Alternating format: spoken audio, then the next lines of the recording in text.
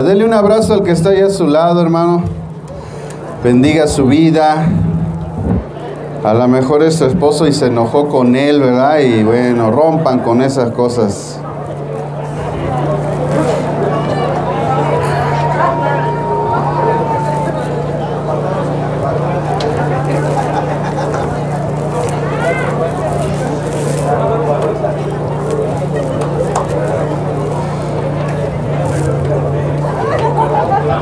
Hoy los adolescentes tienen clase especial, así es que pues pueden salir, no los adolescentes espirituales, hermano, porque sé que de esos hay varios inmaduros, pero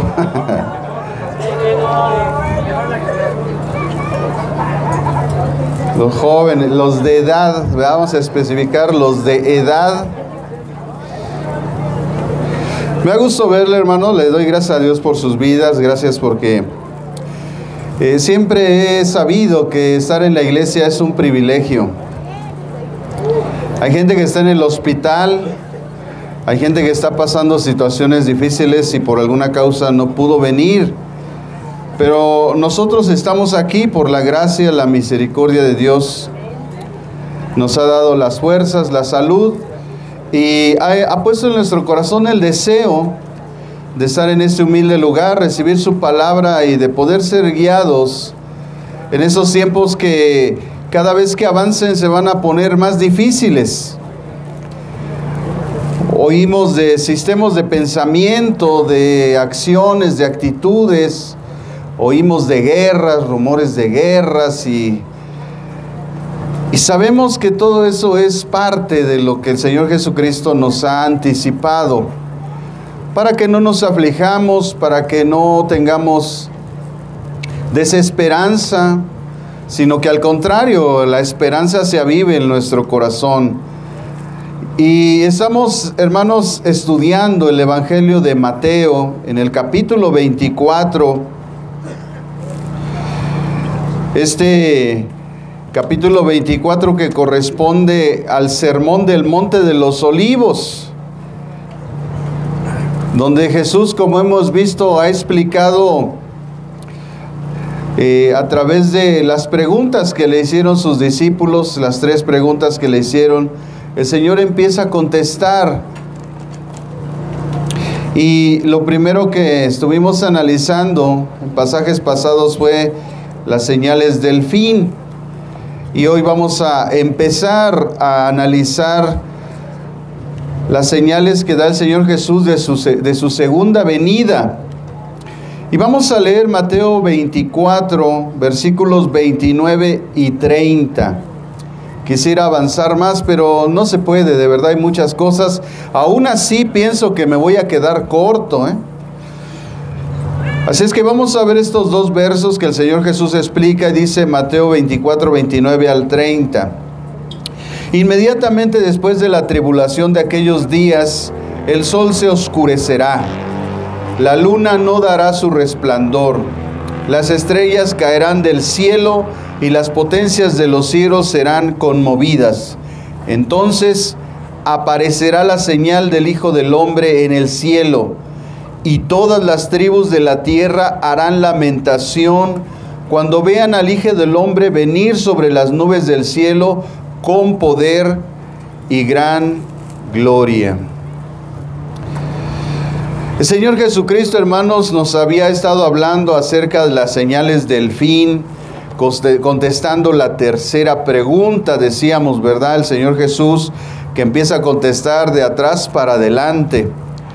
Y nos enseñó acerca del engaño, las guerras, los rumores de guerras, las naciones y los reinos que se levantan unos contra otros, las pestes, el hambre y los terremotos, a los cuales del versículo 4 al 8 los señala como las señales, ¿verdad? Como el principio de los dolores. O sea, como que todo está apenas empezando, como una mujer cuando está a punto de dar a luz y empieza con los pequeños dolorcitos, la incomodidad, y empiezan esas pequeñas señales de que algo va a acontecer. A esto Jesús añade, después del verso 9 al 26, añade otras señales que siguen a los principios de los dolores, como son los peligros venideros a los creyentes, es decir, la tribulación por el odio, por causa de su nombre, ¿verdad? Por causa de ser cristianos. El tropiezo, la apostasía de los falsos creyentes, por causa de la tribulación, los cuales se apartan incluso también de la verdad, ¿verdad? Los cuales también dice el Señor que les envía un poder engañoso.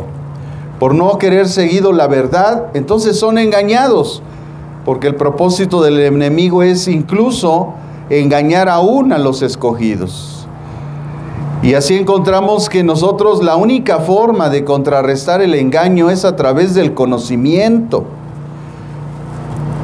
Y de eso enseñaba ayer a los del primer año del instituto. Les decía, a mí se me hace muy irresponsable que un pastor se atreva a decir que no debe de estudiar, que para qué tantos estudios, pues precisamente para no tener las iglesias que tenemos, precisamente para poder enseñar el evangelio de una forma correcta, precisamente para que el Señor sustente mi ministerio, precisamente para que el Señor haga crecer mi congregación, porque Dios no le va a entregar las almas a un indocto.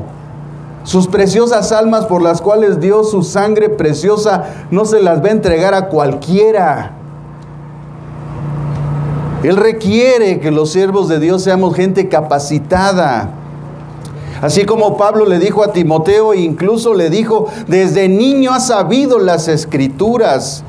Por lo cuanto sabemos que Timoteo desde niño estuvo en la escuela dominical estudiando las Escrituras. Así como los judíos tienen por costumbre enseñar las Escrituras, el Pentateuco o la Torá que le llaman ellos también.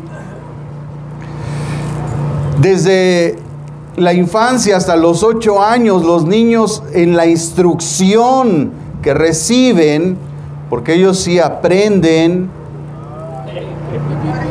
a los 8 años conocen esos 5 rollos, porque la palabra Pentateuco significa los 5 rollos, porque antes se escribía en rollos. Así que Génesis era un rollo, Éxodo era otro rollo, Levítico era otro rollo, y 5 rollos, por eso se llamó Pentateuco. Precisamente por eso que tenemos que estudiar. A mí se me hace muy irresponsable que un líder espiritual no entienda su compromiso con Dios. El compromiso que se requiere de aprendizaje para poder enseñar la sana doctrina y la sana enseñanza al pueblo de Dios. Es falta de compromiso. Es falta de responsabilidad. El médico, aún a pesar de todos sus estudios, 9 años, 8 de estar, ¿verdad?, en la escuela y llevando a cabo prácticas, después 1 año de estar de internado, aún así necesita actualizarse. Cuanto más nosotros que somos siervos de Dios necesitamos estar actualizando, porque la revelación de Dios es progresiva. Cosas nuevas Dios está revelando, está trayendo al corazón de su gente. Las señales se están dando. Así que a mí se me hace irresponsable de un líder espiritual que diga, ¿para qué tanto estudio? ¿Para qué? Pues por eso estás como estás. Pero hermanos, todos vamos a compadecer ante el tribunal de Cristo. Y ahí vamos a ver, porque mucha gente piensa que con lo que sabe le alcanza. Hermanos, vamos a ver ahorita cómo el Señor Jesucristo está enseñando acerca de tribulaciones a los creyentes. ¿Y saben por qué los creyentes no permanecen? Porque no tienen convicciones, porque no tienen fundamentos, porque no tienen principios. Porque los líderes espirituales no se los enseñamos, no los tenemos bien cimentados.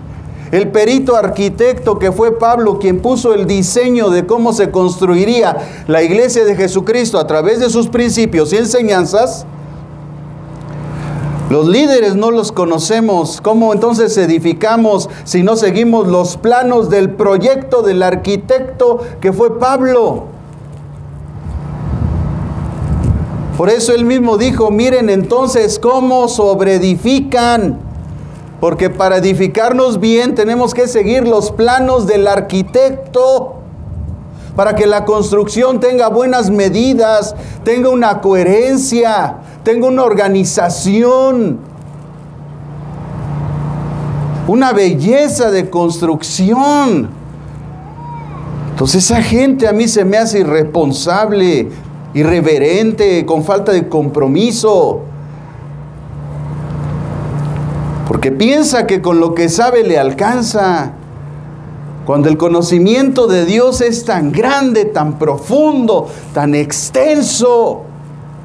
Y además Jesucristo nos mandó a escudriñar las Escrituras, no solamente a leerlas. Y a que como uno piensa por inercia, el Espíritu Santo nos enseñe las cosas. Hermanos, desde la antigüedad toda la gente se ha sometido a la instrucción. Solo los irreverentes, solo los rebeldes no se quieren sujetar a la instrucción. Dile al que está a tu lado, ahí te hablan. Dile, ¿te conoce el pastor? Por eso la gente tropieza. Jesús nos advierte del tropiezo, de la apostasía, de los falsos creyentes.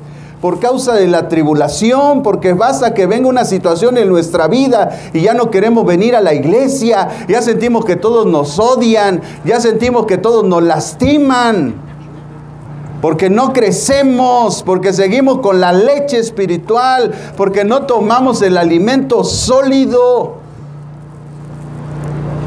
Todavía me encuentro gente. Este es el nuevo manual. Y eso ya me lo sé, pues te voy a hacer un examen. 10 preguntas sobre lo que viene ahí. Se supone que lo debes de contestar. A ver si muy sabroso. Me vas a decir de memoria los libros de la Biblia.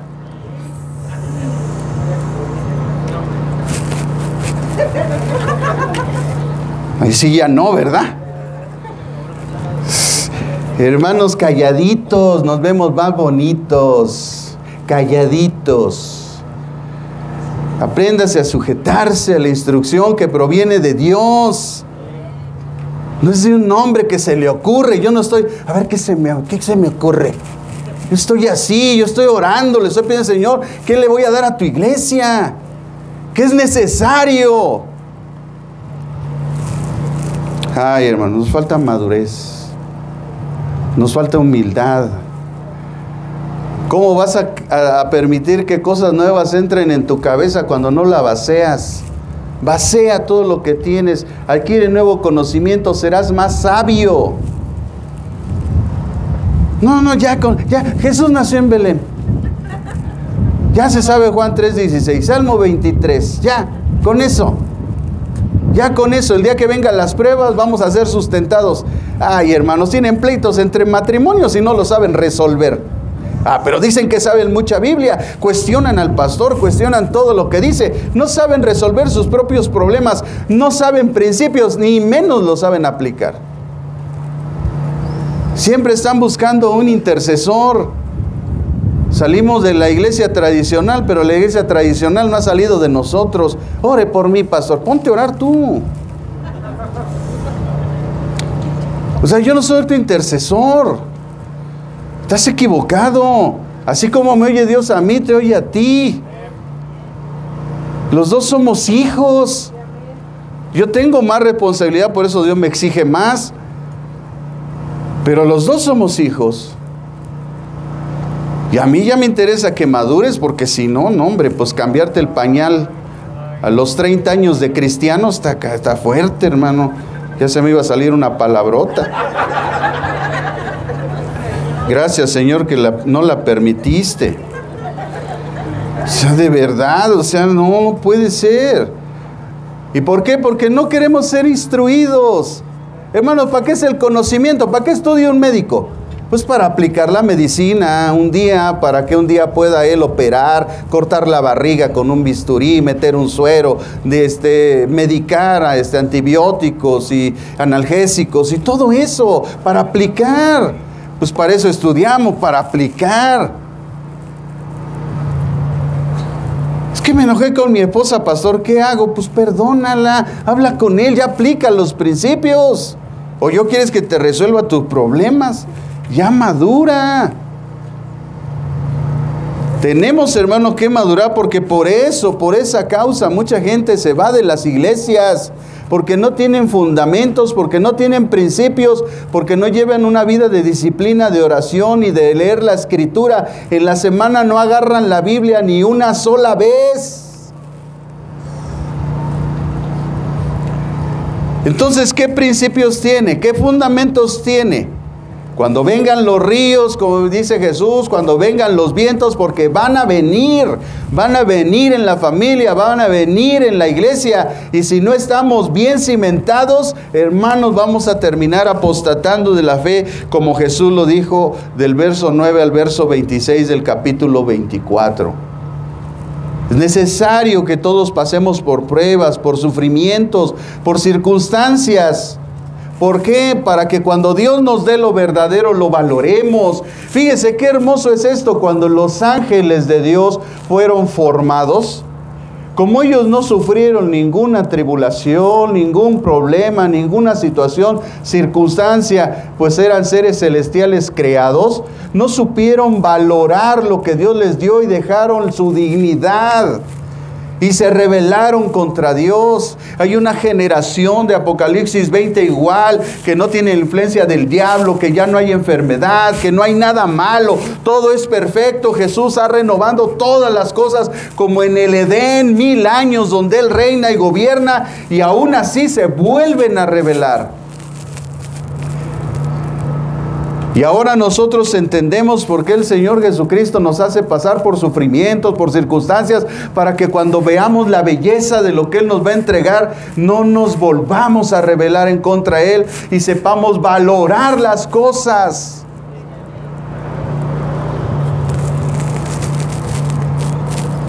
Lo que nos costó, hijo, yo me acuerdo en aquellos tiempos, vamos a decir, todo lo que sufrimos, Señor, gracias por lo que me diste. ¿Quién te va a dejar? ¿Quién va a renegar de ti, Señor? Te alabamos, te adoramos, te glorificamos ahora mucho más, porque sabremos valorar las cosas.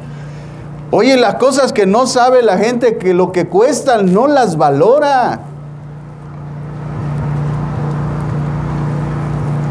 Hermanos, está becado en el instituto, no vienen. Están becados, no vienen. ¿Por qué? Porque no les cuesta.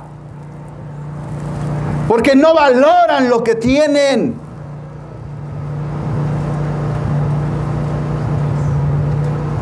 Pero son bien religiosos. Hermanos, de verdad no estamos atentos a las cosas que están a punto de suceder. No estamos escuchando lo que Jesús advirtió. Guerras, rumores de guerras. Israel atacó apenas a Irán. Estados Unidos derribó apenas unos aviones. Está a punto de desatarse una guerra impresionante. Tú estás peleando con el Coppel, con el Banco Azteca. Un bombazo, ni siquiera el Banco Azteca va a existir, ni le vas a pagar ya. O sea, la gente vive afanada, hermanos. Jesús dice, en medio de todo esto habrá una perseverancia aún. Fíjese la misericordia de Dios. Dice Jesús, habrá una perseverancia de los creyentes en ese tiempo y se predicará el evangelio a todas las naciones. Y ese es el versículo que más me gusta de la Biblia, porque el Señor Jesús no le pide permiso a nadie. Él dice, será predicado, quieran o no, escuchen o no, se les dirá que Cristo vive, que Él resucitó y que en Él hay salvación y vida eterna. Por eso me encanta este versículo, porque no le pide Dios permiso a nadie. Y dice Jesús, entonces vendrá el fin. Así es que Jesús empieza diciendo lo que no va a suceder del fin y al final dice lo que va a suceder antes del fin, la predicación del Evangelio.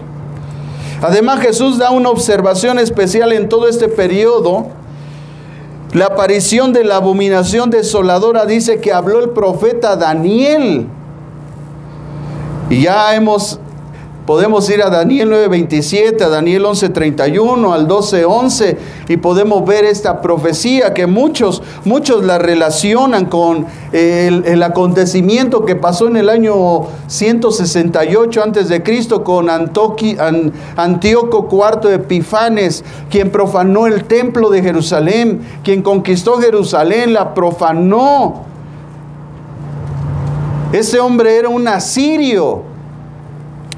Era también uno de los llamados Seleucidas, porque Seleudo, ¿verdad?, tuvo muchos hijos y a través de las generaciones, hasta ahí Antíoco Epifanes X, imagínense, cuánta maldad. Y el cuarto, fue el que profanó el templo, se llevó el oro del templo, agarró un animal, un cerdo, que es el animal más abominable en la Biblia, que así lo describe, lo puso en el templo, lo sacrificó, derramó sangre y puso la estatua de Júpiter, que era el dios griego, profanando el templo de Dios. Entonces muchos teólogos asimilan ese acontecimiento como lo que el Señor Jesús estaba describiendo, pero recordemos que el Señor Jesús estaba hablando del fin del mundo. Y cuando pasó eso no se acabó el mundo. Entonces quiere decir que Jesús se refería a otras cuestiones. Es decir, que el propio anticristo, el hijo de perdición, señalado por el apóstol Pablo en la primera carta a los tesalonicenses, el hijo de perdición, y de aquel que habló el apóstol Juan en el capítulo 1 de su carta también, que habla del anticristo. Ese hombre también va a profanar el templo, lo cual nos hace pensar que claramente que se va a construir el templo por tercera vez. Y ahorita están todos esos proyectos en el corazón de Israel.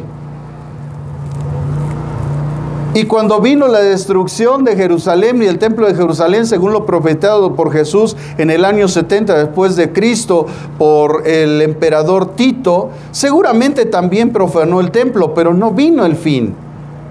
Así que claramente nosotros estamos viendo que Daniel estaba hablando del fin de los tiempos, de ese apóstata que surgiría de entre las naciones, al cual también se le llamaría el asirio. Jesús está anunciando las señales entonces del fin, y cuando con Antíoco Epifanes y con el emperador Tito sucedieron ciertas cuestiones, pues aunque fueron similares a lo descrito en la profecía, vemos claramente que no llegó el fin. Estamos en el año 2023 y todavía no pasa eso. Así que sin duda se está refiriendo a un hombre que va a aparecer en la historia de la humanidad y que va a traer una devastación impresionante y una persecución inicial al pueblo de Dios. El problema es si nosotros estaremos firmes, si nos alcanzará nuestro Juan 3:16 para soportar una persecución, hermanos. Así que sabemos que la abominación desoladora que describe Daniel y descrita por Cristo en el fin de los tiempos se refiere al anticristo, quien también profanará el templo. Como hoy no hay templo, se sugiere entonces que habrá otra nueva construcción del templo. Posteriormente Jesús señala que en su venida será igual como el relámpago que sale del oriente hacia el occidente. Mateo capítulo 24, versículo 27 dice: así será la venida del Hijo del Hombre. Y continúa diciendo en el versículo 29, que ahorita vamos a empezar a analizar, en cuanto a la venida o las señales de su venida, dice el verso 29, inmediatamente después de la tribulación. O sea, cuando la iglesia empieza a ser perseguida, la que está en ese tiempo, muchos escatólogos muchos teólogos dicen que la iglesia ya no va a estar ahí. Por lo tanto, se refiere a Jerusalén, a los judíos. Y dice que vendrá una tribulación, y después de esa tribulación, dice el pasaje de aquellos días, el sol se oscurecerá, la luna no dará su resplandor, las estrellas caerán del cielo y las potencias de los cielos serán conmovidas. Así será el regreso del Mesías en su segunda venida. La señal que habrá después de la tribulación es que se verá claramente una afectación en los astros del universo. Los judíos, hermanos, del tiempo de Jesús no esperaban la liberación interior del pecado, sino una liberación exterior política, es decir, de la opresión de sus conquistadores en ese tiempo, los romanos. Sabemos que primero, ¿verdad?, fueron esclavos por los babilonios, después los babilonios fueron destruidos por los medopersas, después se levantó el pueblo griego y posteriormente vino la conquista de Roma, que fue en los tiempos de Jesús la que estaba predominante. Y esos reinos que les acabo de escribir están descritos en el libro de Daniel, con la figura de Daniel, representan esos reinos hasta el último reino, que es el reino del anticristo, donde se ven los pies mezclados de tierra y hierro, porque son naciones que no se llevan. Entonces seguramente serán de diferente religión, pero que estarán unidas con el anticristo para llevar a cabo el último reino humano sobre la tierra, porque después de eso vendrá el reino de Jesucristo por 1000 años para gobernar todo este mundo, para renovar y restaurar todas las cosas, para darle una nueva oportunidad a la gente de esa generación que atraviesa la tribulación, que atraviesa la ira de Dios. Porque habrá gente que Dios en su misericordia permitirá que atraviese todo eso. Pero los escatólogos dicen que no estará la iglesia. Gracias a Dios. Porque esa es la esperanza bendita de nosotros. Porque la iglesia no está puesta para la ira de Dios. La amada de Jesucristo, que es su iglesia, ella debe de ser perseverada de todas esas cosas. Y cuando dice la Biblia aquí en el capítulo 24, versículo 13, pero el que persevere hasta el fin, ese será salvo, se está refiriendo a la generación cuando aparece el anticristo. Y ahí ya no va a estar la iglesia. Estarán algunos judíos y gentiles en esa generación, pero no estará la iglesia. Así que no se refiere a la iglesia, porque a veces este verso lo ocupa mucha gente para decir que la salvación se pierde, porque no se ubican en qué parte se está hablando este verso. Este verso se está hablando en las señales antes del fin, cuando está apareciendo la abominación desoladora, cuando viene la tribulación, cuando viene la apostasía, cuando viene la persecución de Israel, ¿verdad? Viene el dolor de Jacob. No está hablando de la iglesia. Y la perseverancia, o sea, el hecho de resistir todas las circunstancias por la gracia de Dios, les va a traer la salvación. Pero no está hablando de la iglesia que es salva, que está perdiendo la salvación. Ahí la iglesia ya no está. La iglesia de Cristo que fue salva por gracia ya no está. Pero mucha gente, hermanos, por no leer la Biblia en su contexto y tratar de entender el propósito, entender cómo se escribe, por qué se escribió, a quién se le escribió, y todas esas cosas que hermenéuticamente se deben de utilizar, hacen malas interpretaciones. Después de todas estas cosas, dice el Señor Jesús, inmediatamente. O sea, es algo inminente, es algo que va a ocurrir en un abrir y cerrar de ojos. Después de la tribulación de aquellos días, dice, el sol se oscurecerá. Hermanos, cuando vemos la ciencia, las predicciones normales o la vida que trazan los científicos de la vida de nuestro astro que nos alimenta, que nos da energía, que sustenta la tierra, hermanos, como es el sol, no se espera que tan pronto, en años muy consecuentes, el sol deje de brillar o esa estrella se apague. Por lo cual, cuando el Señor Jesús dice que el sol dejará de brillar, está hablando de un acontecimiento sobrenatural que proviene de la voluntad de Dios, y aunque no está previsto en los años naturales de existencia de una estrella, según la ciencia, para poderse dejar de brillar y de tener esa magnitud de aportar energía, dice Jesús que algo sobrenatural va a pasar por voluntad de Dios. Y Él va a detener el brillo del sol. Como consecuencia, la luna no dará su resplandor.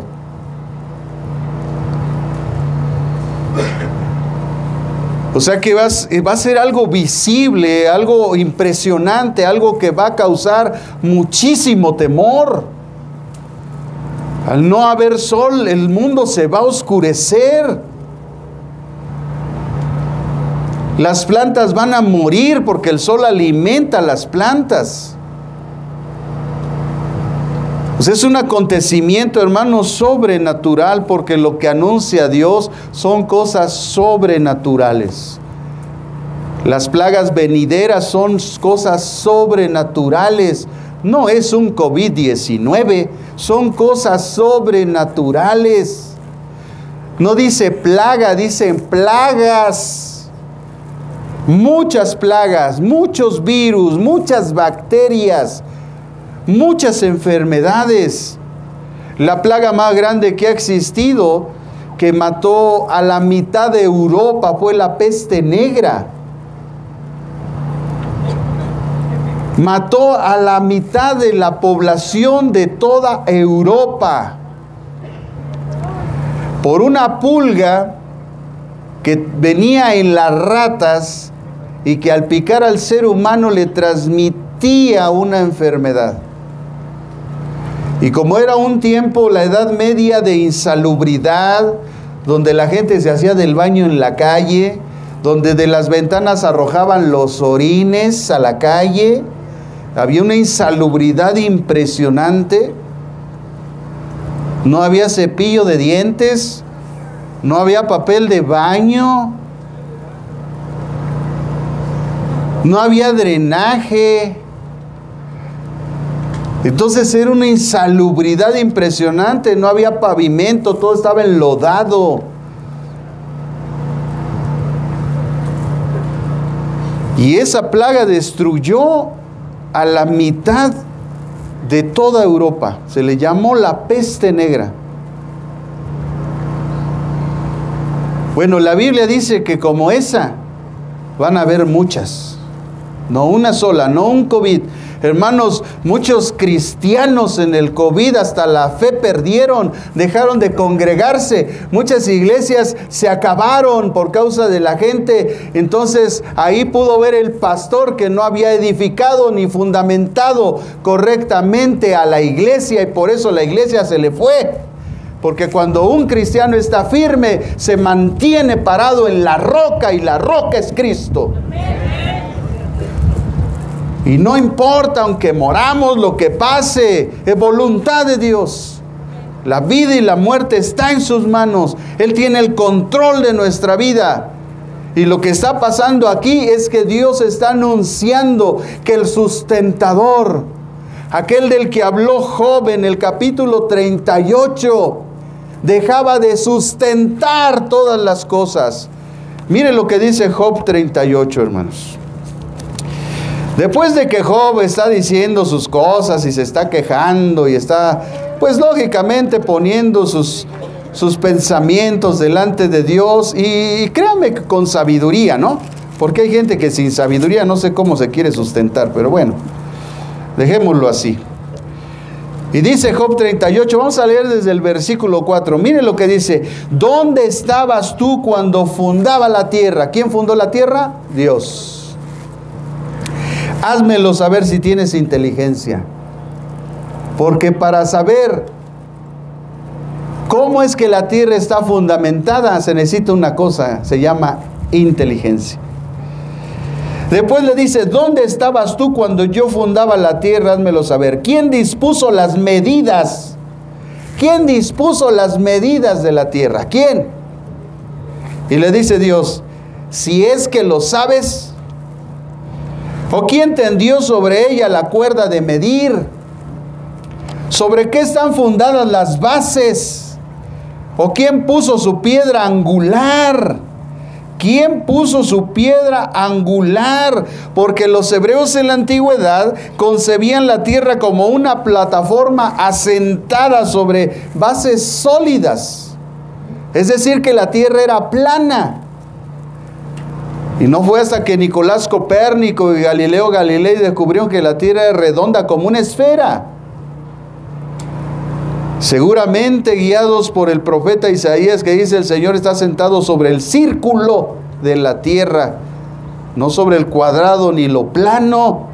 Como unos herejes quieren ahora sacar ese pensamiento y están metiendo esas tonterías a los jóvenes, cuando caramba solamente necesitamos ver que si la tierra fuera plana, pues entonces el sol saldría para todos al mismo tiempo. Pero como hay gente que piensa que descubre el hilo negro, y su falsa sabiduría lleva a tratar de engañar a los incautos, les dice que la tierra es plana, cuando, hermanos, hoy tenemos telescopios, hoy tenemos imágenes de la tierra. Los satélites que han rodeado y han fotografiado la tierra nos dicen que la tierra es esférica y es redonda. Por eso tenemos estaciones: primavera, verano, invierno, porque la rotación de la tierra está cambiando. Pero ahorita tanta gente hereje, hermano, que está diciendo tonterías, está metiendo tonterías a los jóvenes. No, la tierra es plana, fíjate tú. Ay, sí, tú quieres llegar a la Edad Media. Ese era el pensamiento de los hebreos. Precisamente, y Dios les dice: ¿quién puso la piedra angular? Porque la piedra angular es donde todo está sustentado, y la piedra angular es Jesucristo. Él sustenta todas las cosas. Dice: cuando alababan juntas todas las estrellas del alba. Entonces, ¿cuál es el propósito de que nosotros veamos ese resplandor de las estrellas brillar y apagarse y brillar? Están alabando a Dios, porque todo lo que respira y toda la creación debe de alabar a Jehová. Aleluya. Dice: y se regocijaban todos los hijos de Dios. Hablando de los ángeles al ver la creación, cómo alababa a Dios, cómo el sonido de los ríos, del canto de los pájaros, toda la luminosidad del universo tiene el único propósito de alabar a Dios. Los ángeles se llenaban de gozo. Y dice Dios: ¿quién encerró las puertas del mar? Porque ¿qué hace que el mar no se suba a la tierra y la llene toda? Si es como una esfera, y a veces el mar está arriba y no cae encima de nosotros. Cuando se derramaba saliéndose de su seno, cuando yo le puse nubes por vestidura y oscuridad por faja, yo establecí para él los límites y le puse puertas de cerrojo. Dios está sustentando todo el mundo. Hasta el mar no le permite que se venga sobre las playas. Yo establecí para él los límites y dije: hasta aquí llegarás y no pasarás adelante. Ahí parará el orgullo de tus olas. ¿Has dado órdenes a la mañana alguna vez de tu vida? O sea, lo que hace Dios en la mañana es lo que dice el libro de los Salmos, que sus misericordias se renuevan cada día. Cada día Dios está hablando bendición a la humanidad, aunque la humanidad no lo quiere recibir, aunque la humanidad no quiere escuchar sus palabras. Dios siempre está hablando bendición a la humanidad, porque Él ha querido siempre bendecir a su creación. Él todo lo que hizo bueno, y lo hizo bueno en gran manera. Y dice la Escritura: le has mostrado el alba de su lugar, para que ocupen los confines de la tierra y sean sacudidos de ella los malvados. Ella cambia luego de aspecto como el barro bajo el sello. Ahí están las estaciones, y toma el aspecto de una vestidura. Mas la luz les es quitada a los malvados, y el brazo enaltecido es quebrantado. Pues así, igualmente como Dios bendice a la humanidad, tiene estatutos, leyes que se renuevan cada día contra los malvados. ¿Has penetrado tú hasta las fuentes del mar y has caminado escudriñando el abismo? Entonces, ¿dónde está el abismo? En el mar. ¿A dónde va a ser arrojado Satanás? Al abismo. Vean cómo vamos, hermanos, como entretejiendo un hilo, y vamos viendo todas las cosas que en otros lados a veces la Escritura nos enseña. Te han sido descubiertas las puertas de la muerte, y has visto las puertas de la sombra de muerte. Has considerado tú la extensión de la tierra. Y dice, declara si sabes todo esto. ¿Dónde está el camino que conduce a la morada de la luz? ¿Y de dónde el lugar de las tinieblas? Para que las lleves a sus límites y conozcas las sendas de su casa. Quizás tú lo sabes, puesto que conoces, ya habías nacido, y es grande el número de tus días. O sea, lo que está haciendo Dios es entrando a Job. Le está centrando sus pensamientos.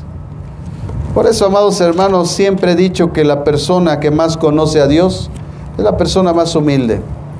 La persona que más sabe de Dios no es orgullosa, no es vanagloriosa, no es soberbia.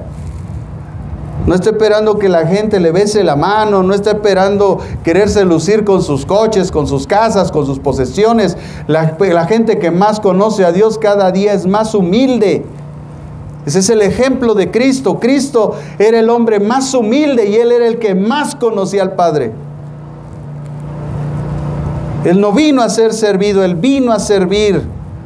Porque una persona que verdaderamente conoce a Dios es un servidor de Dios. Se humilla a servir a los demás. Se humilla puesto que Él está esperando posteriormente su exaltación delante de Dios. No es orgulloso. Pero hoy con ese evangelio falso de la prosperidad, hermanos, mucha gente piensa que la bendición está en el dinero, cuando claramente Jesús enseñó un principio, que el bien del hombre no consiste en los bienes materiales que posee. Y para muchos incluso, puede ser hasta una maldición. Conocí una familia en la iglesia donde yo nací y empezaba yo a aprender, que un miércoles de oración se pararon, vinieron al frente y dijeron, ay pastor, ayúdenos a orar. Le dijeron a mi pastor, porque fíjese que estamos a punto de que nos entreguen una casa, entramos de la empresa, nos están haciendo regalos de casas, nosotros no tenemos. Y bueno, ¿para qué le cuento más el chisme, no? Estaba la gente ahí según quebrantada, pidiendo que Dios le diera una casa, hermanos. En cuanto Dios les concedió el deseo de su corazón y se ganaron en la rifa la casa, la construyeron de 2 pisos, la ampliaron, y pregúntenme ahora, ¿dónde está esa gente?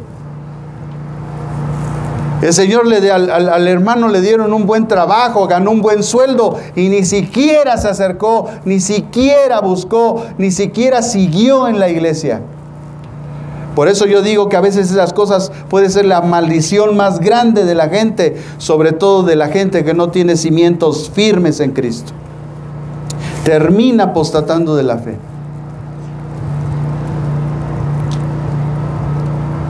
Ay, pastor, me decía una hermana, pastor, si me gano la lotería, ore por este boleto, pastor. Mire, este es el bueno, me dijeron, y ore porque si no la ganamos, pastor, el día que no la ganemos, yo le construyo su iglesia. Le digo, cállese, hermana, el día que se la gane se va a Cancún y ni se va a acordar de la iglesia.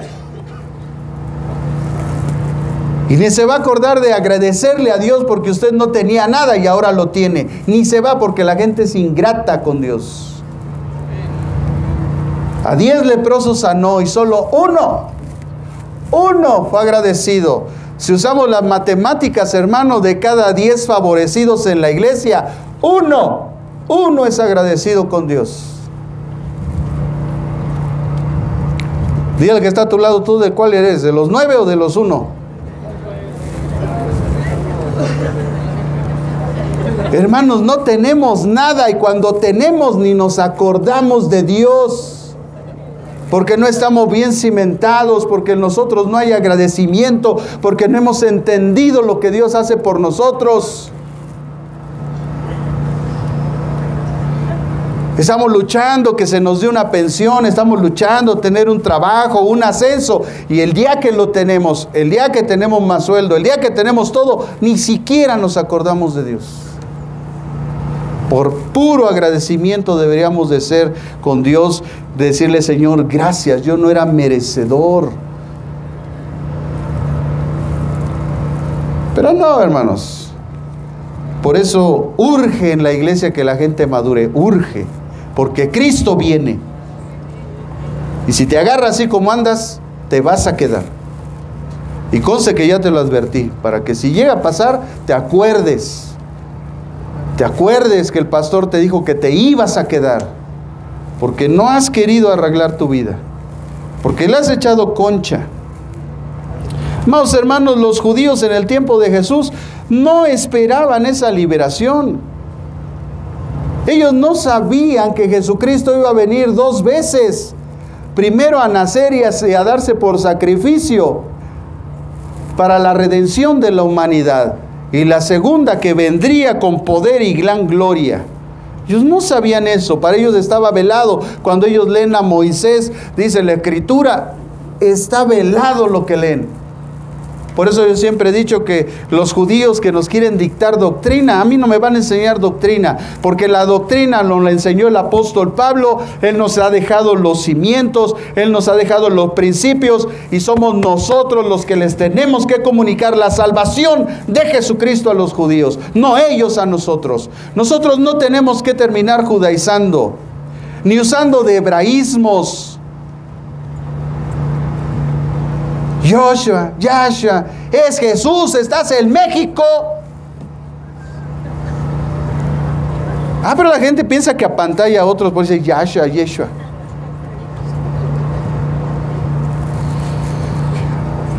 Para mí es solamente ignorancia, hermanos. Pero no quieren estudiar. Dicen que con eso les alcanza. Critican a lo que estudiamos. A ver, dígale a un chamaco, no estudies. ¿Usted quiere que su hijo estudie? Entonces, ¿por qué usted no quiere estudiar? ¿Con qué calidad moral le dice a su hijo, estudia, hijo, esfuérzate, hijo, levántate temprano, vete a la escuela, cuando usted no quiere venir a aprender a la iglesia? Amados hermanos, no entendemos el pasaje que le escribió Pablo a Timoteo, que le dijo, amado, yo deseo que seas prosperado en todas las cosas, así como prospera tu alma. Entonces hay un equilibrio. Aprendemos de Dios, conocemos de Dios y prosperamos en todas las cosas. Por eso mucha gente no prospera, porque no ha entendido ese principio. Porque no quiere venir a estudiar, no quiere aprender de Dios, no quiere avanzar en su crecimiento y desarrollo espiritual. Por eso no prospera. Y el deseo de Dios es que prosperemos, que avancemos. Pero si no lo queremos hacer, bueno, pues sigamos así, hermanos. Recuerde que esto es nada más cuestión de tiempo. Y al rato yo quiero verlo. Al rato de los primeros que se levantan en contra de la iglesia, del pastor, rebeldes. ¿Por qué? Porque nunca quisieron someterse a la autoridad, porque no quieren someterse a Dios, porque para someterse a Dios tienes que someterte a la autoridad. ¿Cómo es que tú dices que amas al Dios que no ves cuando no te sujetas a la autoridad que ves? Es un principio, pero no lo aplicamos porque no queremos, hermanos, aprender y entender. Pensamos que lo que sabemos no basta. No es suficiente. Dile al que está a tu lado, lo que sabes no es suficiente. Dile, no te va a alcanzar. Hermano, cuánta gente que hemos visto que ha dicho saber muchas cosas, ¿cómo ha terminado? Y dicen saber mucho. ¿Y cómo terminan? Porque no es cuestión de saber, es cuestión de aplicar. No son los oidores, son los hacedores. Por eso, hermanos, si los judíos no sabían que Jesucristo iba a venir una vez y después iba a venir otra vez, pues si ni siquiera supieron el tiempo de su visitación, ni siquiera supieron cuándo eso iba a ocurrir. Acompáñame a Lucas, capítulo 19, versículo 44. Lucas 19, 44.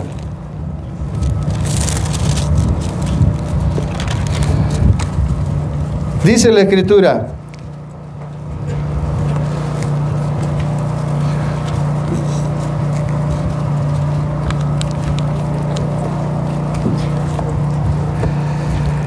vendrán días, vamos a leer desde el 43. Vendrán días sobre ti cuando tus enemigos te rodearán con cerca, te seguirán y por todas partes te estrecharán. Te derribarán a tierra y a tus hijos dentro de ti, y no dejarán en ti piedra sobre piedra, por cuanto no conociste el tiempo de tu visitación. Porque hay una consecuencia, hermanos. Hay una consecuencia que recibió el pueblo de Israel por no querer recibir el mensaje del Mesías. Hay una consecuencia cuando tú no quieres recibir el mensaje de parte de Dios. En este caso, a Israel, por no querer recibir el mensaje del Mesías, la anunciación fue que no quedó piedra sobre piedra y mataron a todos sus hijos. Cuando el emperador Tito conquistó Jerusalén, mató a miles de personas, miles de judíos, desde niños, mujeres, además ellas fueron violadas. Las mujeres violadas, después muertas, las que estaban embarazadas las mataron, les abrieron el vientre y le sacaron al hijo así, y ahí las dejaron con el chamaco, con el cordón umbilical ahí tiradas en el suelo. Y mataron a todos los niños, y eso fue por consecuencia de no haber recibido la palabra de Dios a través del Mesías para su salvación. Hermanos, ¿cuál crees que sea la consecuencia cuando tú no quieres recibir el mensaje de Dios? Hay una consecuencia. Así que no sabían que el Mesías vendría 2 veces. Ya lo habían profetizado los profetas, porque los profetas de Dios, su misión, entre otras cosas, además de advertir sobre el pecado al pueblo y llamarlos al arrepentimiento, también fue anunciarles la venida del Mesías. Los profetas de Dios tienen esa encomienda. Por eso el último profeta de Dios fue hasta Juan el Bautista, porque después de Juan fue cuando apareció el Mesías. Pero hoy, los profetas de hoy, más que profetas, son adivinos. Y usan de ese espíritu de adivinación para decir sus tonterías. Porque el propósito está claro en la Biblia de los profetas de Dios: anunciar la venida del Mesías. Y eso ya se cumplió, el Mesías ya vino, ya se manifestó, trajo el Evangelio, estableció 12 discípulos. Esos 12 discípulos son el fundamento, es decir, a través de ellos, Pablo el arquitecto, los principios de los demás apóstoles, sus enseñanzas, los fundamentos para poder de ahí empezar a construir la vida de las personas y de la iglesia. Pero hoy se levantan otros fundamentos, otros que se dicen ser apóstoles, y bueno, están engañando a mucha gente. Y como decía, yo espero que sea ignorancia y no que sea por orgullo, soberbia o vanidad. Porque el ser humano es soberbio, vanidoso y siempre quiere títulos, cuando el título de Jesucristo es experimentado en quebrantos.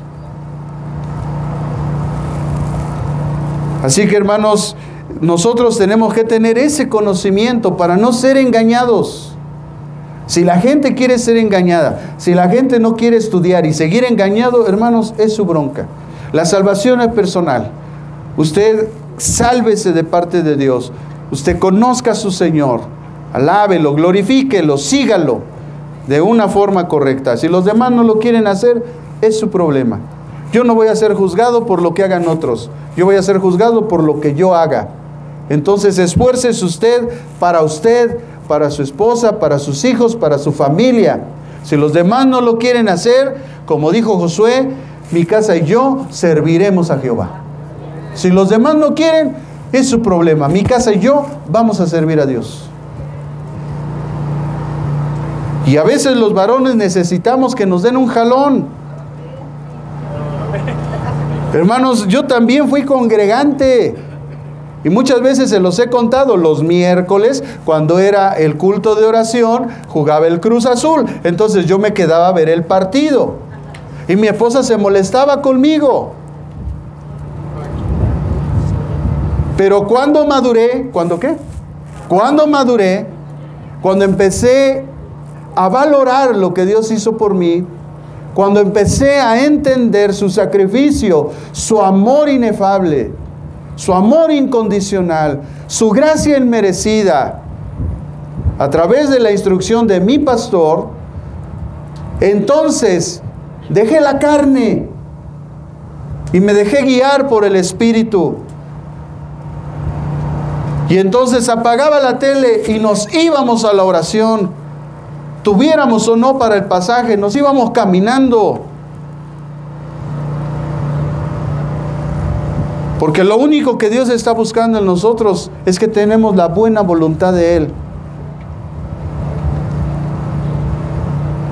Y muchas veces, hermano, llegábamos a la iglesia y ya no traíamos, pues llegamos caminando. ¿Cómo nos regresábamos? Caminando. Pero había veces, hermano, que en el mismo momento de la oración, yo orando, le decía, Señor, vengo cansado del trabajo, me vine caminando, ayúdame. Y ahí estaba yo orando. Terminaba el culto, nos despedíamos de los hermanos y de repente apareció un hermano, fíjese que ahorita estaba orando. Y Dios me dijo que le diera esto. Y yo en obediencia se lo doy. No sé si usted tenga necesidad, hermano, pero se lo doy de corazón. Porque Dios habló a mi corazón.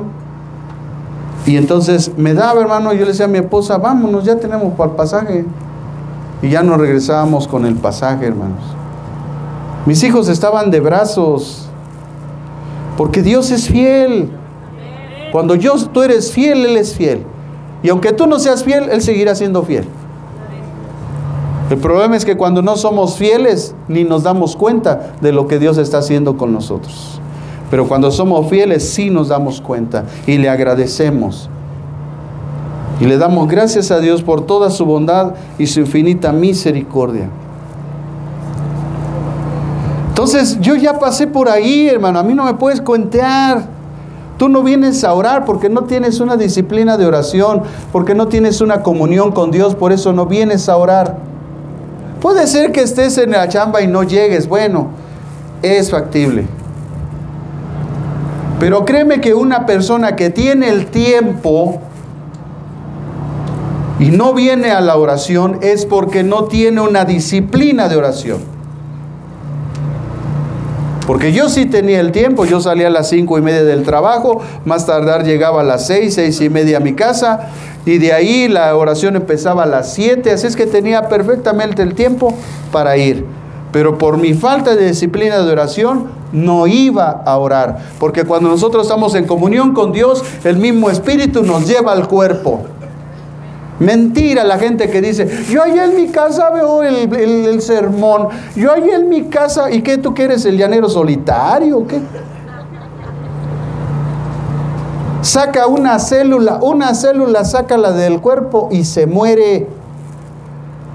Porque Dios nos hizo seres gregarios. Porque los dones que Dios nos ha dado a todos los hombres son para la edificación de la iglesia. Y si tú no perteneces a ninguna iglesia, ¿cómo dices que tienes dones de parte de Dios?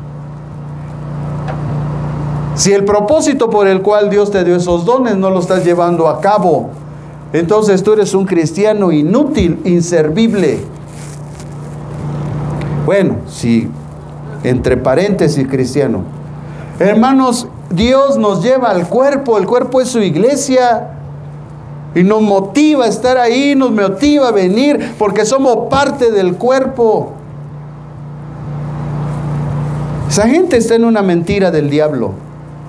¿No quieren entender? Bueno, síganle como van. Es cuestión de tiempo. Al rato, cuando vengan las tribulaciones, cuando vengan las circunstancias duras, cuando el Señor ya se agote su paciencia y diga, bueno, eso quieres, ahora, y lo empuje al mundo para que sufra consecuencias, ahí sí va a pedir a Cas Luna, ahí se va a pedir al malogrado. ¿Para qué? Ya está el juicio.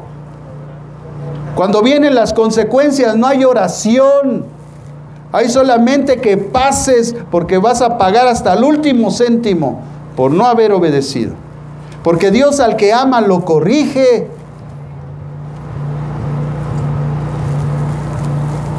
Así que los judíos no supieron, hermanos, y por eso estaban ahí. Y por eso van a atravesar una tribulación como nunca antes ha habido en el mundo. O sea, lo que hizo Hitler no se va a comparar con lo que le va a pasar al pueblo de Israel. Ayer estaba leyendo, de cada 3 judíos, 2 van a morir. 2 de cada 3 judíos van a morir. En ese tiempo. En el tiempo de la tribulación, en el tiempo que aparezca el anticristo, en el tiempo del engaño, en el tiempo de la apostasía, en el tiempo que aparezca la abominación desoladora, en ese tiempo el pueblo judío, 2 de cada 3 se van a morir.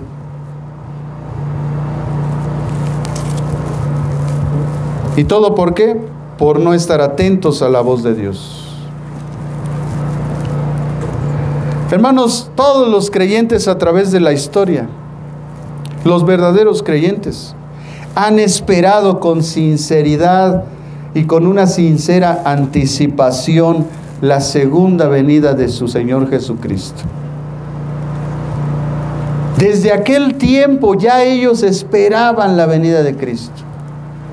Fíjese lo que dice la Escritura en la carta del apóstol Pablo que le escribió a Tito. Tito, y vamos a leer el capítulo 2, el versículo del 11 en adelante. Dice: la gracia de Dios se ha manifestado para salvación a toda la humanidad. Por eso al Evangelio se le llama el Evangelio de la gracia de Dios, porque fue manifestada esa gracia a toda la humanidad. Dice, y este Evangelio de la gracia de Dios, dice, y nos enseña que, renunciando a la impiedad y a los deseos mundanos, vivamos en este siglo sobria, justa y piadosamente, mientras aguardamos la esperanza bienaventurada, la esperanza bendita, y la manifestación gloriosa de nuestro gran Dios, ¿nuestro qué? Gran Dios y Salvador Jesucristo. Entonces, ¿Jesucristo qué es? Jesucristo es Dios y es el Salvador. Él se dio a sí mismo por nosotros, para redimirnos de toda maldad y purificar para sí un pueblo propio, celoso de buenas obras.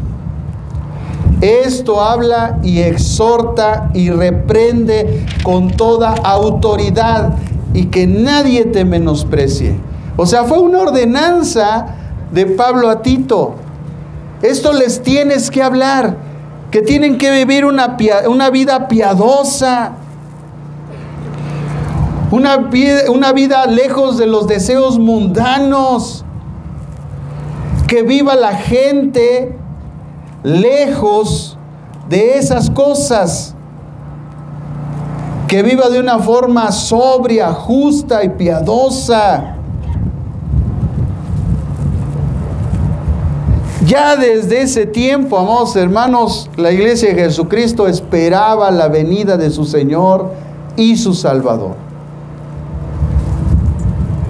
Es por eso que ellos se empeñaban en vivir vidas piadosas, justas, buenas, porque decían: el Señor viene. De hecho, el saludo de aquellos tiempos era Maranata, Cristo viene. Cuando los cristianos se veían en la calle decían Maranata. No decían: ¿qué pasó, hermano? No, ellos decían Maranata, Maranata, porque eso significa Cristo viene. Esa esperanza ya estaba en su corazón insertada. Ya ellos anunciaban la segunda venida de Cristo. Pero ¿qué pasó?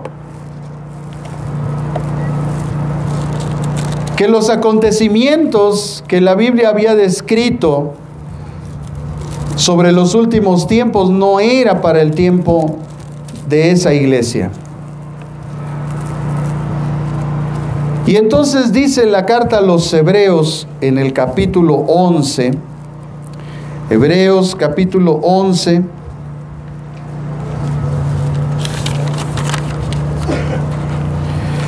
del versículo 13 al 16.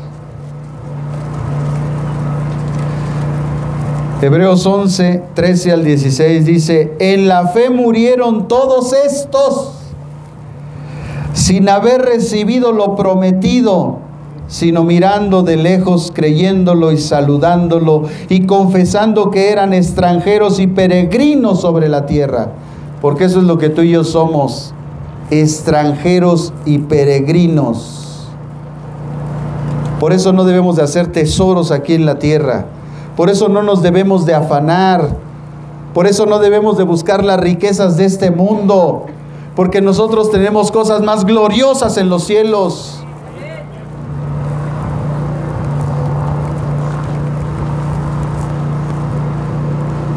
No debemos de afanarnos en las cosas de este mundo. Esta generación no vio nada de eso. Dice: se murieron sin haber recibido lo prometido. Entonces, ¿qué quiere decir? ¿Que Dios no cumple sus promesas? No. Porque en el capítulo 20 de Apocalipsis, toda esta gente, todos estos resucitan. Y Dios les entrega la promesa. Pero en un mundo ideal, donde no hay enfermedad, donde no hay sufrimiento, donde Dios quiso que se cumpliera su promesa para su pueblo. Abraham, Isaac, Jacob, todos los antepasados van a resucitar. Y Dios les va a cumplir las promesas de los pactos hechos con Israel. El pacto palestino, el pacto abrámico, el pacto davídico. El pacto mosaico fue cancelado por incumplimiento, por lo cual Dios tuvo que hacer un nuevo pacto. No como lo hizo con sus padres, es decir, allá en el Sinaí, sino ahora un nuevo pacto en su sangre, escribiendo la palabra en nuestra mente y en nuestro corazón, como señal de que Él es nuestro Dios y nosotros somos su pueblo. Dios tuvo que hacer un nuevo pacto con Israel, porque nosotros somos salvos por la promesa, hecha a Dios con Abraham. Serás bendición. Y después le dice: y en ti serán benditas todas las naciones de la tierra. Esa promesa nos alcanza a nosotros para salvación. Es por eso que la carta a los Romanos, en el capítulo 4, Pablo nos enseña acerca de la fe de Abraham, y cuando él creyó le fue contada por justicia. Todavía Abraham no había sido circuncidado, y él creyó y le fue contado por justicia, por lo cual dice Pablo, la salvación es por fe, por el creyente Abraham. Y por ese creyente Abraham, todas las naciones que por fe creen en nuestro Señor Dios y Salvador Jesucristo, somos salvos por la fe de Abraham. La promesa de Abraham nos alcanza, no los pactos. Los pactos Dios los hizo con Israel. Es por eso que a veces gente que no estudia eso, hermanos, sobre los pactos, lo que hace es adjudicarse los versículos del Antiguo Testamento, sobre todo aquellos que los obligan a guardar la ley, cuando Pablo dice en Gálatas capítulo 3 que los que están bajo la ley están bajo maldición, porque por ninguna obra de la ley va a la gente ser salva. No hay justificación en eso. La justificación viene por Jesucristo. Pero por no entender esas cosas, hermanos, irlas cuadrando y metiéndolas bien en el organigrama de la historia, de los propósitos, del plan de Dios, la gente está inventando cosas. Y dice la Escritura después, murieron sin recibir eso. Y dice, los que esto dicen claramente dan a entender que buscaban una patria, pues si hubieran estado pensando en aquella de donde salieron, ciertamente tenían tiempo de volver, pero ellos anhelaban una mejor, esto es, celestial. Es decir, que aunque ellos no vieron nada, decían, bueno, si Dios no nos da aquí la promesa, nos la dará en los cielos. Ellos no tenían la visión que ahora nosotros tenemos. Y ahora nosotros sabemos que ellos van a resucitar y les van a dar lo prometido de parte de Dios en el milenio. Dice después el versículo 33 al 40. Todos ellos por fe conquistaron reinos, hicieron justicia, alcanzaron promesas, taparon bocas de leones, apagaron fuegos impetuosos, evitaron filo de espada, sacaron fuerzas de debilidad, se hicieron fuertes en batallas, pusieron en fuga ejércitos extranjeros. Hubo mujeres que recobraron con vida a sus muertos, pero otros fueron atormentados, no aceptando el rescate a fin de obtener una mejor resurrección. Otros experimentaron oprobios, azotes y más de esto, prisiones, cárceles, fueron apedreados, aserrados, porque uno de los profetas, el profeta Jeremías, fue aserrado, lo abrieron de los pies y con una sierra lo partieron desde sus partes íntimas hasta la cabeza, a la mitad.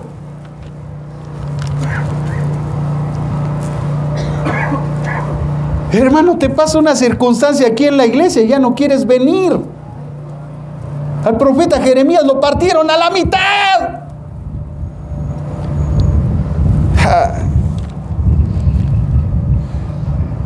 Dice, el tiempo me faltaría para hablar de Gedeón, de Barak, de Sansón, de Jefté, de David, así como de Samuel, de los profetas. Todos ellos por fe conquistaron reinos, hicieron justicia, alcanzaron las promesas. El versículo 38 dice, estos hombres de los cuales el mundo no era digno, anduvieron errantes por los desiertos, en los montes, por las cuevas, por las cavernas de la tierra. Seguramente andaban comiendo animales, serpientes, grillos, porque no tenían que comer. Hoy un día no tienes de comer, ya quieres apostatar de la fe. Ya dices que Dios no existe. Estos no estuvieron un día, sin comer, estuvieron días sin comer. Pero ninguno de ellos, aunque alcanzaron buen testimonio mediante la fe, porque todas estas tribulaciones, lo único que marcan en la vida de un creyente, que es un creyente de buen testimonio. Hay gente que se entristece en las pruebas. Pablo decía, me gozo en tus tribulaciones. porque la tribulación produce los frutos del Espíritu.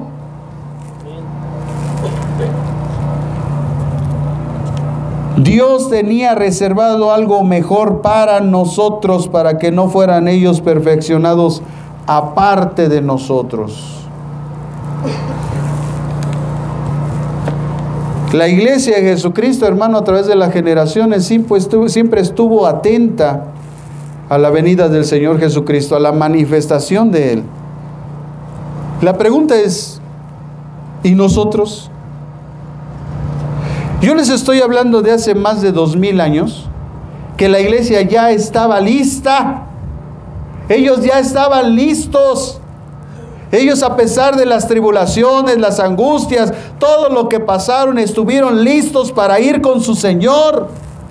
Hermanos, estamos en un tiempo donde la iglesia vive afanada, sumida en sus pecados, sin una vida espiritual correcta, sin aprender de las Escrituras, y que está ajena a la venida de nuestro Señor Jesucristo.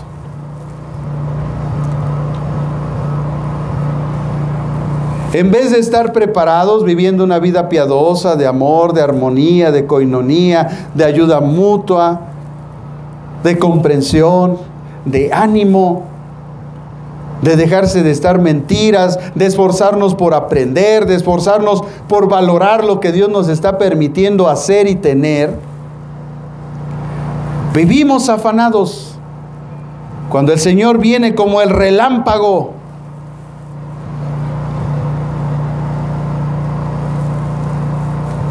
cuando el Señor viene por una iglesia limpia, gloriosa, santa, sin mancha, sin mácula, y todavía seguimos luchando con nuestros pecadotes, no los queremos dejar.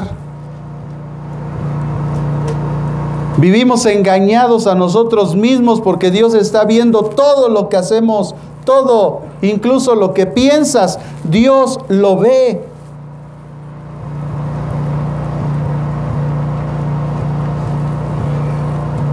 En vez de preocuparnos por nuestra santificación, no queremos divorciar. En vez de preocuparnos porque queremos egoístamente que la gente cambie, cuando no cambiamos nosotros, lo cual es imposible. Si no cambias tú, no cambia la gente. La esposa quiere que cambie el esposo y ella no cambia. El esposo quiere que cambie la esposa y ella no, y él no cambia. Los hijos quieren que cambien los padres y ellos no cambian. Los padres quieren que cambien los hijos y los hijos no cambian. Eso no puede ser. Todo empieza por mí, todo empieza por nosotros. ¿Quieres que cambie tu esposa? Cambia tú. ¿Quieres que cambie tu esposo? Cambia tú. ¿Quieres que cambien tus padres? Cambia tú. Porque si tú cambias, tú tienes el poder del Evangelio para salvación.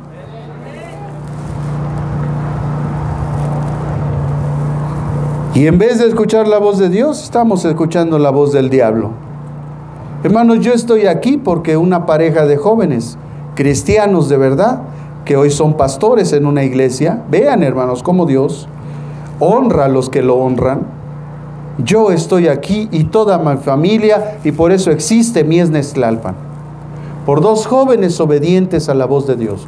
Por dos jóvenes que se abstuvieron de andarse besuqueando, de andarse manoseando, de andarse acostando, y que mantuvieron su integridad y comunicaron con su testimonio de pareja su fe en Cristo. Y ese testimonio hizo que mi familia viniera a Cristo. Usted no sabe el impacto que usted tiene en el ambiente espiritual cuando usted es obediente a Dios, cuando usted se somete a Dios. Hay almas que vienen, multitudes detrás de usted por su obediencia. Si el día que mi pastor me llamó la atención y me dijo, oye, tienes que cambiar tu vida, ya déjate de andar de celoso con tu esposa, ya no la humilles, ya no la agredas, respétala, hónrala. Si yo ese día me hubiera revelado, no estaría aquí parado.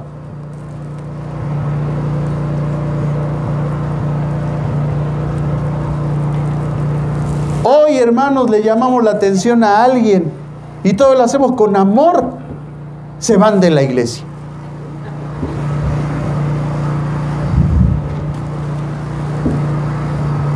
Es que yo sé que otros han hecho cosas peores. Ya hasta los oigo. Yo también lo dije, por eso lo digo. Otros han hecho cosas peores. ¿Por qué a mí? ¿Por qué siempre a mí? Pregúntale a Dios, ¿por qué a ti? ¿Por qué no a los demás? ¿Por qué a ti? Tal vez vas a descubrir que es porque Él te ama. Tal vez vas a descubrir que es porque eres hijo. Y tal vez vas a descubrir que es porque Él tiene un gran propósito en tu vida. Eso fue lo que yo escuché.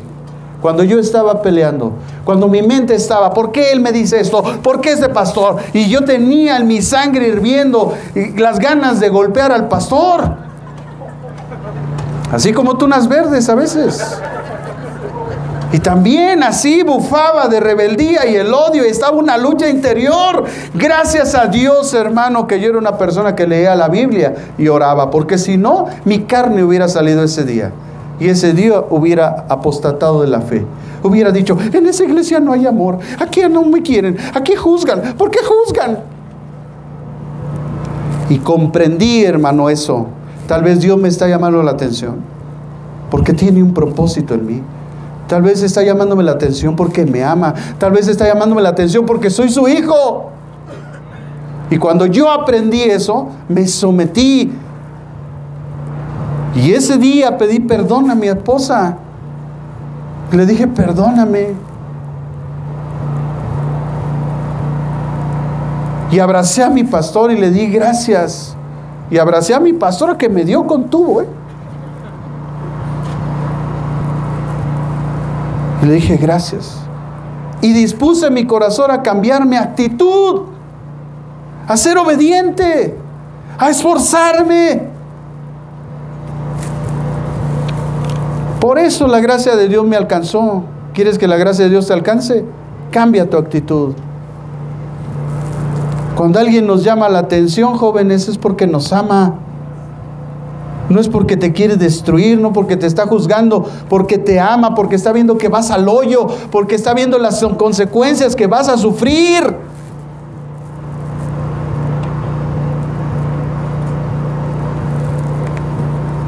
Pero hasta que maduramos y lo entendemos, entonces, hermanos, comprendemos.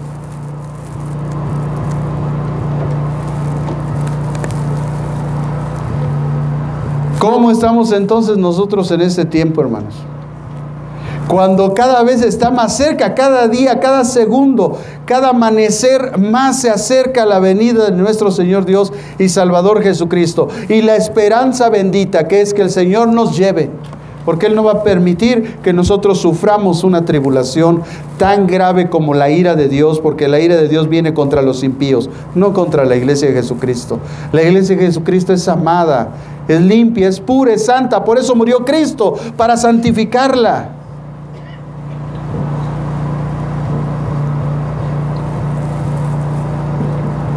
¿Cómo estamos nosotros, hermanos? ¿Realmente estamos listos?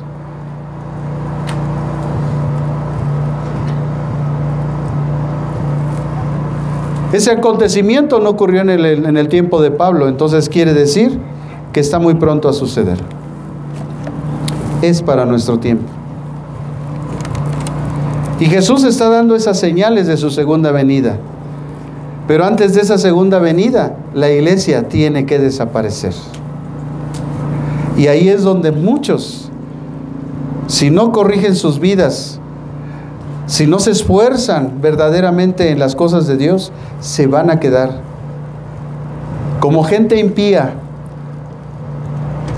Ojalá mueran en la primera pandemia para que no sufran más, porque hasta va a ser un acto de misericordia de Dios.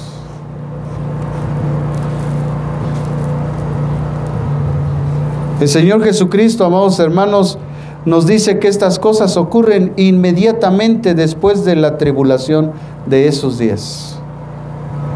Y dice el verso 30, entonces aparecerá la señal del Hijo del Hombre en el cielo. ¿Cuál es esa señal, hermanos?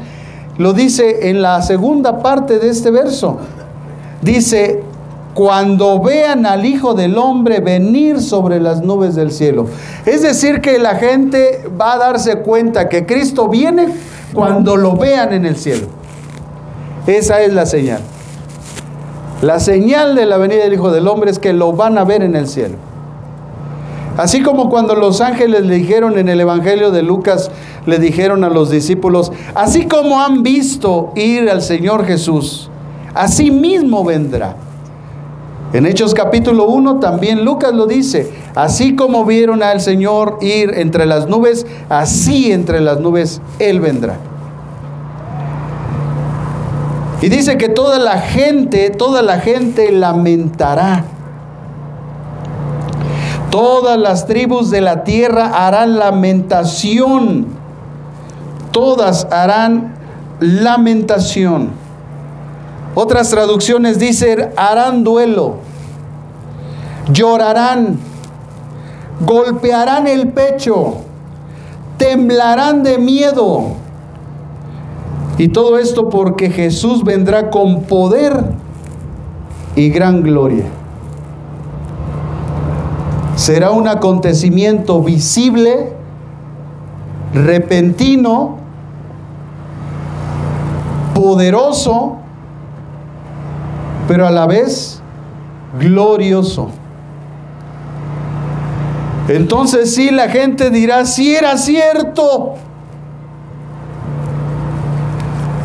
Hermanos, desafortunadamente, cuando pasa esto, cuando el Señor Jesús aparece en el cielo, ya se han derramado las copas de la ira de Dios.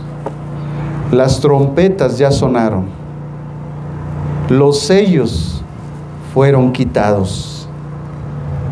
Y todo eso nos habla de cosas tremendamente sobrenaturales que ocurrirán en esta tierra, todavía antes de que el Señor Jesús aparezca en la faz del cielo. ¿Qué nos toca a nosotros, hermanos, finalmente? Solo una cosa.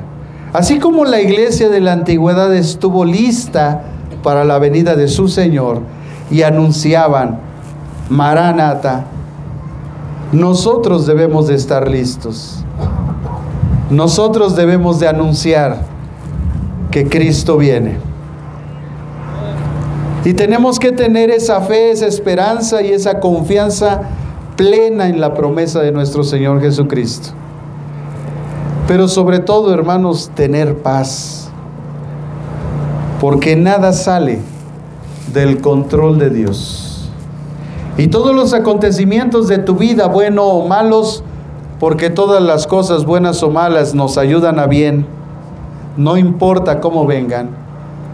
De repente a veces nos enfermamos, de repente a veces tenemos circunstancias, adversidades, pérdidas de seres queridos. La semana pasada falleció un hermano amado de la iglesia de Mies Prados, donde yo nací.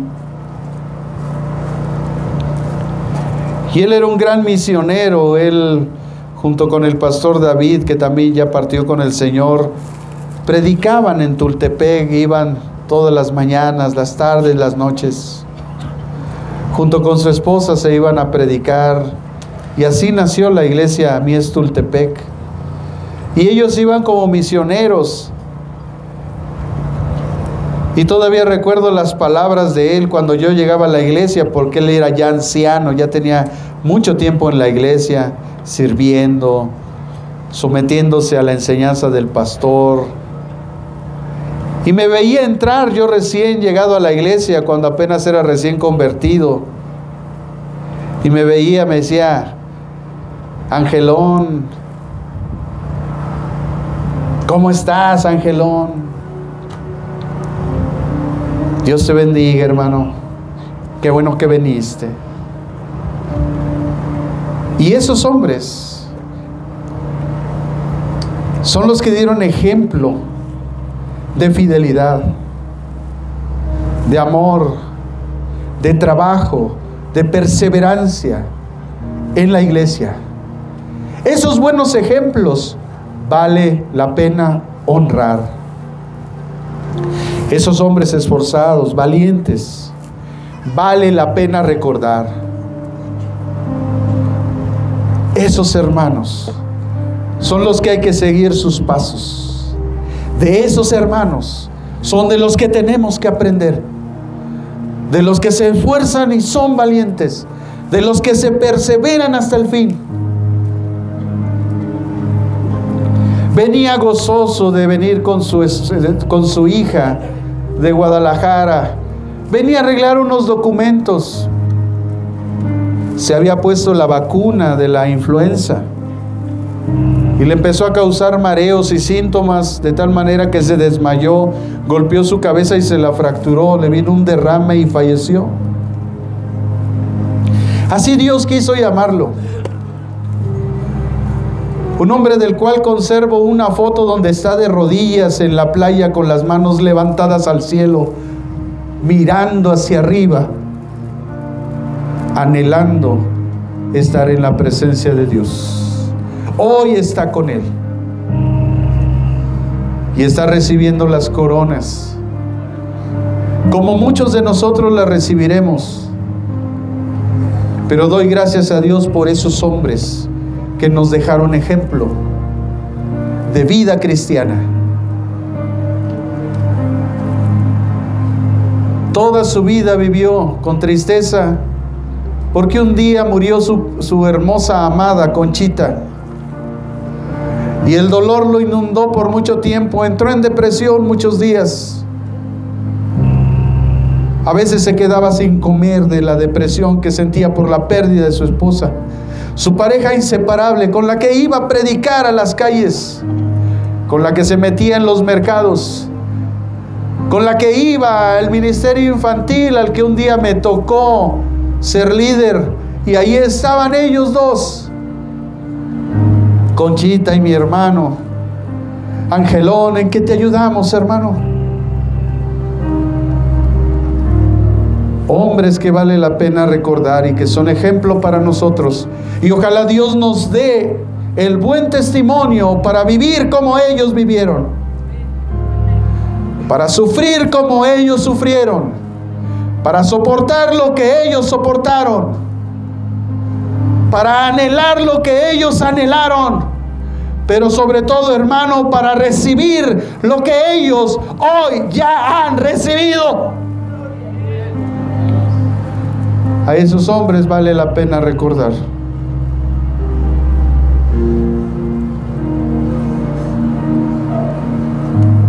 Y ojalá así seamos recordados nosotros por las nuevas generaciones, si Cristo no viene antes, y se acuerden de ti como un siervo fiel, capaz y comprometido, que supiste reproducir en otros el carácter y el amor de Jesucristo. Ojalá así se nos recuerde. ¿Por qué no te pones de pie en esta tarde y haces una oración y le das gracias a Dios y le pides que te ayude? Porque todos necesitamos de esa ayuda divina para poder avanzar, para poder sostenernos, para poder vivir de una forma correcta en las cosas de Dios, para ser un buen ejemplo, para que seamos recordados como hombres fieles, mujeres fieles, que fuimos capaces de perseverar hasta el fin, que no renegamos de la fe, que no nos apartamos del Señor y que vivimos proclamando que Cristo viene, que Cristo vive, que Él es Rey de Reyes y el Señor de los Señores. Que podamos tener la fuerza de soportar toda prueba que Dios ponga en nuestro camino, por difícil que sea. Que la sepamos vencer, que podamos humillarnos ante su presencia para obtener el oportuno socorro todos los días de nuestra vida, para que al final de nuestros días solamente haya una palabra en nuestra mente y en nuestro corazón, y es el anhelo de estar en su presencia y de gozar de los beneficios prometidos por Dios en nuestra vida, en esa esperanza bendita, en ese supremo llamamiento que es en Cristo Jesús, Señor y Dios nuestro. Así que, iglesia, cierra tus ojos y dile: gracias, Padre. Gracias te damos, amado Espíritu Santo de Dios, porque hoy hablas a tu iglesia, porque sabemos que el tiempo está cercano, porque el Señor vendrá como el rayo que viene del oriente hacia el occidente, y todo ojo lo verá. Pero esta tu iglesia, Señor, espera la esperanza bendita. Pues, Señor, sabemos que la ira no está puesta para la iglesia, sino para los impíos, para aquellos que no quisieron recibir tu mensaje. Como sucedió en los tiempos de Noé, cuando Noé fervorosamente proclamaba que tú venías, Señor. Ayúdanos a cambiar nuestra actitud, Señor. Ayúdanos a entender que no basta lo que sabemos. Ayúdanos a no menospreciar tu conocimiento y sabiduría. Ayúdanos a buscar cada vez más de tu conocimiento, Señor, más de tu palabra, más de tu Espíritu Santo, el cual nos guía siempre a toda la verdad, Señor. Tú vienes pronto, Señor Jesús, tú vienes pronto. Así termina el libro de Apocalipsis, Señor, diciendo: sí, ven, Señor Jesús. Ven, Señor Jesús. Tu iglesia te espera. Solamente queremos estar listos. Ayúdame a estar listo. Termina con mis pecados. Destrúyelos por completo, mis afanes. Quita de mi espíritu, mi alma, toda rebeldía, Señor, odio, rencor, ira, contienda. Hazme un hombre, una mujer avisada de los tiempos, conocedor, Señor, de todo aquello, Señor, que tú nos has hablado a través de nuestra vida. Ayúdanos a corregir el camino, Señor. Ayuda a corregir esta iglesia el camino. No queremos hacer lo que otros hacen. No queremos copiar lo que otros hacen. Queremos hacer lo que tú haces y queremos seguir tus caminos. Y queremos pensar como tú piensas. Queremos hacer lo que tú haces y andar como tú anduviste, Señor. Hay herramientas que nos ayudan, Padre. Pero más queremos que tu Espíritu, Señor, nos muestre el camino. Que tu palabra sea lumbrera nuestro camino y podamos ver, Señor, claramente en esta iglesia. Porque esta iglesia nunca ha menospreciado tu conocimiento. Y esta iglesia siempre se ha esforzado en seguir tus caminos. Esta iglesia ha buscado afanosamente siempre la sana enseñanza y la sana doctrina, Señor, y nos has guiado hacia esos caminos por cuanto ha sido nuestra oración y creemos que estamos en el verdadero, en tu Hijo Jesús, y confiamos a donde nos has guiado, Señor, hasta este punto. Aunque hemos sido criticados, aunque hemos sido señalados, aunque hemos sido menospreciados, Señor, tú siempre nos exaltas y tu nombre es glorificado a través de nosotros, de esta humilde iglesia, de cada congregante, de cada joven, de cada niño, de cada familia. Tu nombre siempre ha sido glorificado, Señor. Eso es lo único que hemos buscado. Gracias, Señor, por hacernos fieles a la iglesia, por hacernos fieles a ti, Señor. Gracias por darnos las fuerzas para servirte, Señor. Bendito seas, Padre, en el nombre de Jesús. Pero ahora también, Señor, rogamos y pedimos e intercedemos por las almas. Y te pedimos, si acaso hoy, Señor, en este humilde lugar, porque tú estás donde menos la gente se lo espera, y tú estás en este humilde lugar. Hoy te pedimos, si acaso en esta tarde, Señor, haya alguien aquí en este humilde lugar que no te conozca, que no sepa de tu salvación.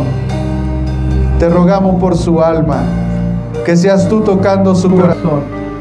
Y te pedimos que lo motives, Espíritu Santo, a venir al frente, para que Él sea tu Hijo y tú seas su Dios, para que no se pierda, para que en aquel día del supremo llamamiento y de tu venida, o de la esperanza bendita anunciada, Él puede estar con nosotros, junto contigo, Señor, por toda la eternidad. Dios le bendiga, gracias. Pase al frente, gracias. Dios le bendiga, Dios les bendiga. Vengan al frente, Dios les bendiga. Alguien más, allá atrás, venga al frente, Dios le bendiga. Dios le bendiga. Queremos orar por usted. Queremos pedirle al Espíritu Santo que venga a su vida. Queremos que entre a una eternidad con Dios. Que el Espíritu Santo bendiga sus vidas. Dios les bendiga. Ya viene otra familia. Dios les bendiga. Gracias por ser atentos a la voz de Dios. Dios les bendiga.